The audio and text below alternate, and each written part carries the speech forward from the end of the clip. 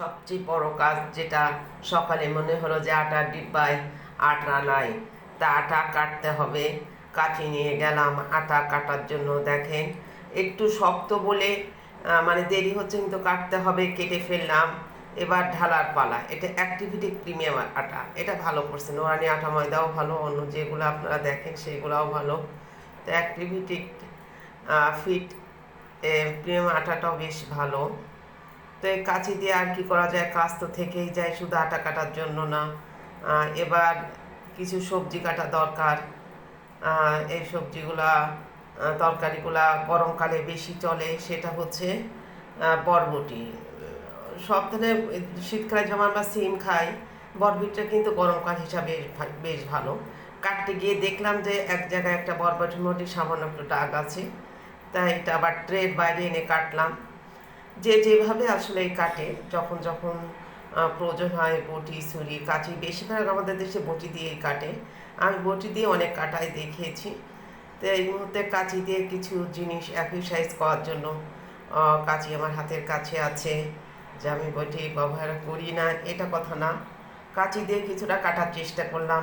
পাশে একটা বরবটি বেশ পাকা পাকা ভাব, সেটাও রেখে দিলাম। দেখেন এতগুলা বরবটি হলো। তারপরে দুপুরে রান্না করার জন্য মাছ বের করলাম। এটা কালকে আনছিলে, এটা হচ্ছে সামুদ্রিক পোমা মাছ।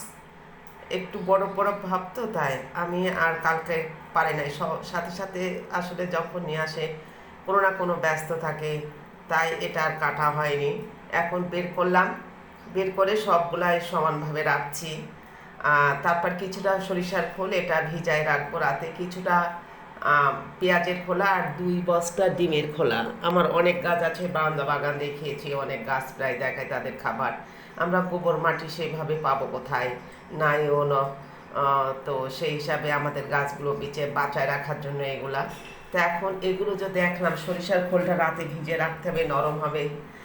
তারপর তার সাথে পানি মিক্সড করে একটা, যে কোনো জিনিস কঠিন আছে, আবার জানতে হবে, সময়ও লাগে, সব মিলে। এবার ডিমের খোলাগুলো পেঁয়াজ কাটা মেশিন, এটা যে কোনো সবজি কিংবা ফলও কাটা যায়।